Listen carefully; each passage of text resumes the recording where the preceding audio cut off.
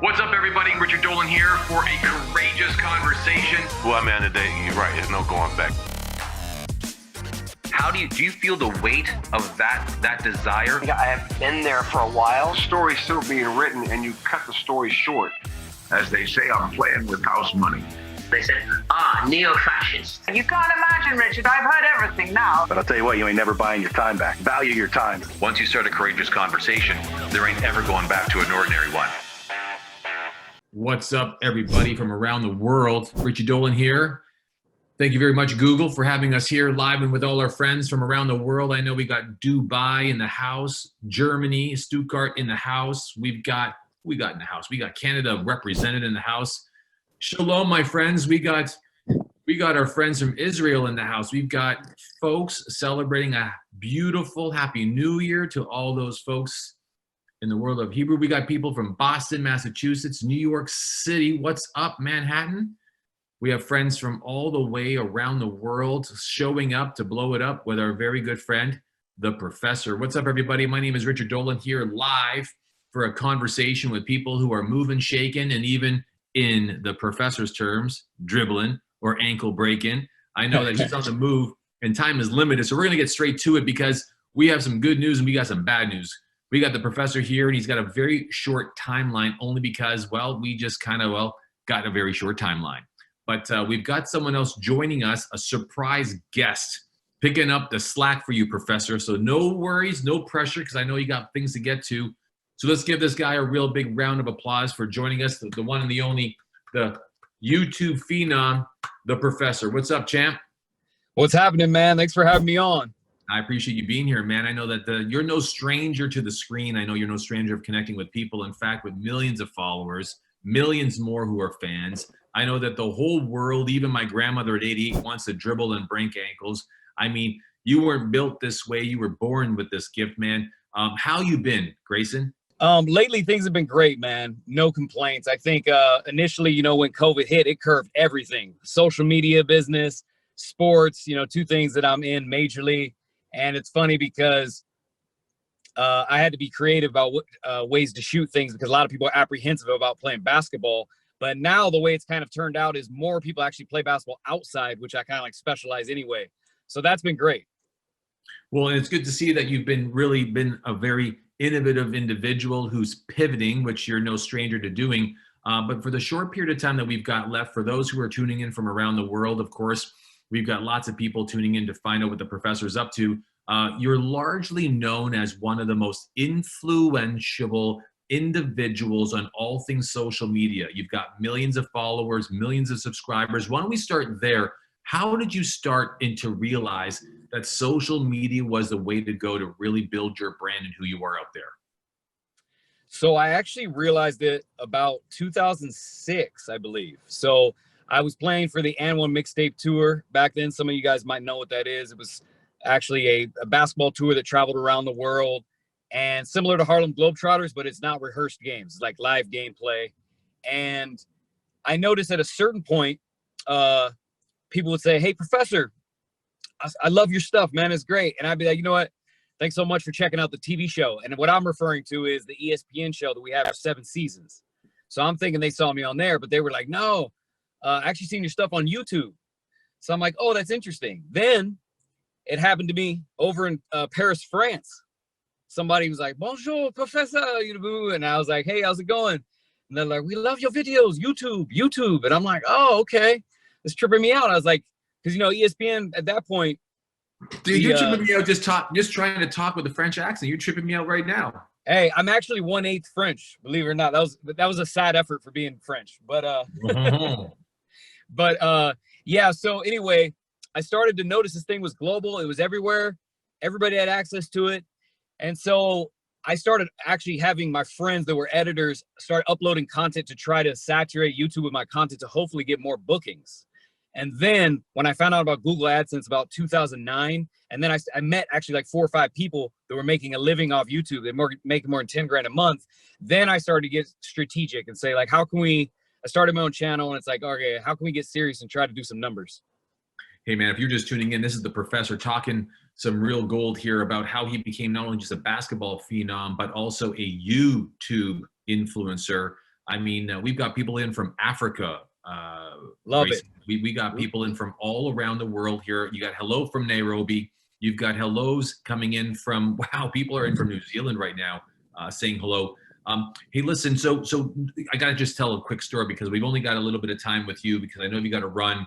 And I want to make sure that people got value. But I mean, as you know, and folks here understand, I've had the privilege of working with incredible legends, icons, athletes, celebrities. And my son's never been impressed by nobody. But the day I met the professor, I mean, that was the only day I actually arrived in my son's eyes. And I recognized in that moment two things. One is I was actually playing the wrong game all my life. But number two, and most importantly, is that when you're out there marketing yourself, you've got to also make sure that you are able to transcend other markets. You've got to make sure that you're speaking to the wider audience. Professor, tell me, man, how important has it been for you to realize that you're connecting with both young and older audiences and appealing to both? Incredibly important. So when I first got on YouTube, obviously I was connecting the dots for people. They're like, oh, we seen this guy on ESPN. Like, he's still hooping. Cool. You know? And then it came to a point where it was like, okay, I've got 17,000 subscribers on YouTube. And I was like, I got to get more strategic with this. Like, how can we do millions of views? I think my biggest video at that point was like 600K. But that was the one video that was like up there. The rest, 150K and below. So I'm like, how do we really do numbers? How do I get out of just the street ball market? How do we expand it? Because at the end of the day, it's still basketball, right? So I had some help from a friend of mine. His name's Robert Monroe. I got to give him credit, dude. This guy helped me a lot. But we put our heads together and we realized it'd be better if we could try to hit a few different audiences. So he was accustomed to cosplay, and he told me how big cosplay was on the internet. And I was like, okay, interesting. That's not really my world. I see Batman, Superman in the theater. That's about it, right? But then we realized a lot of the big YouTubers early were pranksters. So prank was huge. So we're like, how do we combine all this with basketball? So we came up with dressing up as a superhero and hitting the park and playing people 1v1. So that way we could kind of hit three audiences. So we picked Spider-Man because it covered every part of my body. And then that's where the prank kind of comes in. You don't really know who this guy is, right? He shows up in schools of people and it's like, what the heck? So we tried to combine all those. We made a video, Spider-Man Basketball episode 1. Today has like 42 million views, but we did 6 million in a week. And I went from 17,000 subscribers to 600,000 in 1 week. So hitting multi-audience is everything. That's amazing that you're saying that. I mean, if you're just joining us from around the world, we've got the professor. And I mean, folks, you got to take a screenshot of this if you want to impress a nephew, a niece, a youngin, or a millennial, because I mean, this is a guy who's really, truly reshaped the way Google approaches influencers in the world. In fact, it was Google that introduced me to the professor when we first met at the All-Star. Oh, that's right. Back a few years ago in LA.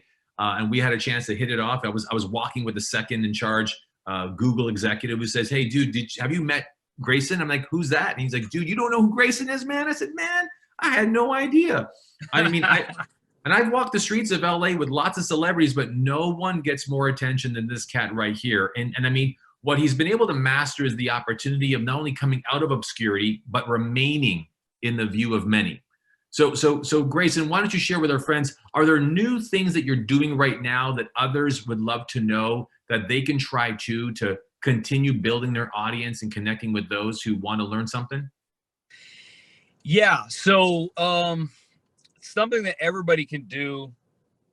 Well, one thing is key, you know, it's like, you got to have a niche in the marketplace. You know, if you want to do numbers, yes, you could be a rapper. If that's your dream and passion, go do it by all means. But know that you're hopping into something that's ultra saturated, right? Like for me, I'm in basketball, but there's a niche because I'm doing like street ball. It's like a fancier, highlight-driven basketball, kind of like the Globetrotters for people that aren't familiar. And so finding a niche is great. If a niche happens to match your passion, you've really won, you know? But what I'm realizing is too, and I'm taking notes from the younger generation. Like I was the first YouTube hooper, and now there's a big community of YouTube hoopers, and they're also gamers. So I'm taking notes from them. They actually make more money than me because in the gaming space, and some of them even do bigger numbers, even though their per video doesn't do as big a numbers as mine. By the end of the month, these guys are uploading every 3 days, and so the checks are a lot bigger, and they're hitting more people. So what I've learned is it's a quantity game.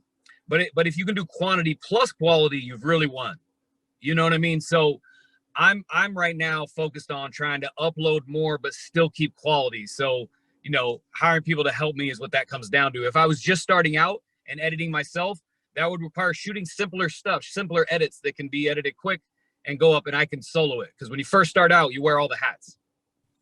Yeah, and that's tough because a lot of people that are here who are, you know, in the business of making money their own way and winning friends and influencing people, they're doing it all. They're getting it all done.